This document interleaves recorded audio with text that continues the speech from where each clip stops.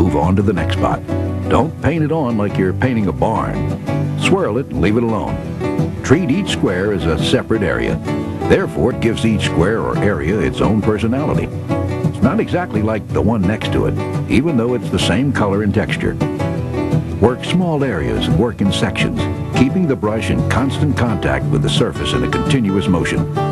The Chlor-Stain should be spread out until the fizzing action ceases. Give each puddle about 3 swirls and then move on. You've got a lot of floor to cover. When 2 workers are staining, one should spray and the other should spread and swirl immediately following the spray. You can cover a lot of territory quickly using this procedure. As you proceed, new stain should overlap the previous stained area. A wet edge should be maintained. Never splash, drip, or allow the Chlor-Stain to puddle in the joint areas or other depressions. Carefully cover the areas you don't want stained with cardboard or a divider. Spray the stain near the joint and swirl it up to the joint, being careful not to get the stain into the joint or on other sections. Don't step on the wet surface. Footprints will appear darker. If stepped on by accident, the footprint should be brushed out immediately.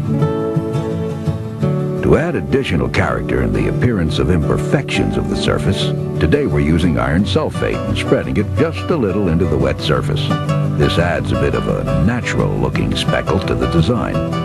Make sure that the surface is very wet when adding textures. Another nice design is to add a little Miracle Grow to add some aqua green stains.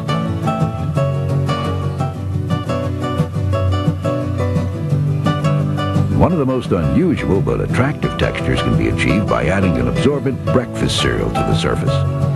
In this case, we're using Special K, but others like corn flakes or similar cereals work equally as well. Again, we do this to add irregularities to the surface, to create aging marks and overall character. To add additional variations, a second or third color can be added. When different colors of Chlor-Stain are to be applied on top of each other, the first color residue should be washed off before the application of a second or third color. This allows the color effect of the last color applied to be evaluated before another color is applied. Don't worry about cracks and minor stains in the concrete. These help create the perception of aging. Imperfections in aged concrete add character to resemble the striations and irregularities that you find in natural stone surfaces. The Chlor-Stain reaction time is dependent on wind, temperature, and humidity. The Chlor-Stain, wet or dry, should remain on the surface for a minimum of 4 hours. Prevent contact with the surface until the stain residue has been removed and the surface rinsed.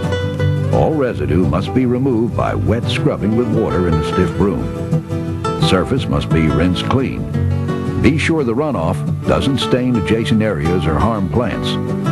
After washing, the surface should then be allowed to dry at least 24 hours or until completely dry. This is totally dependent upon weather conditions. Then you can apply the clear sealer. Apply 1 coat of Superstone solvent-based clear acrylic sealer or Super Hydro clear acrylic water-based sealer. Apply a very light coat. Use an airless sprayer, brush, or roller. Apply the clear sealer at the rate of 200 to 250 square feet per gallon.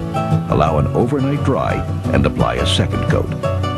You're finished, and you should have a beautiful surface that people will enjoy for years and years. It's a good idea to apply a fresh coat of sealer at least once a year to maintain the beautiful finish and to help protect the surface from stains and scuffs. Let's address cleaning and preparation of the concrete surface. As we mentioned earlier, the concrete surface must be cleaned to remove all dirt, grease, oils, and plaster stains.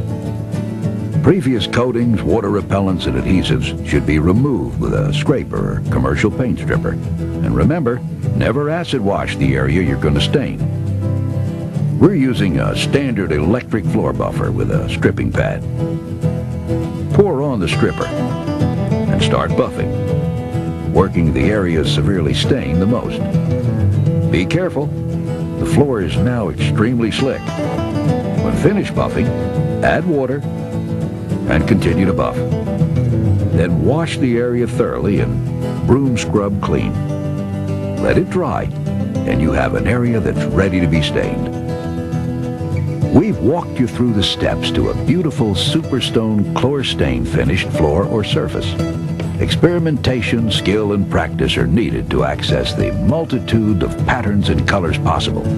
It takes a few hours to do a normally sized room, but the applications are truly unlimited.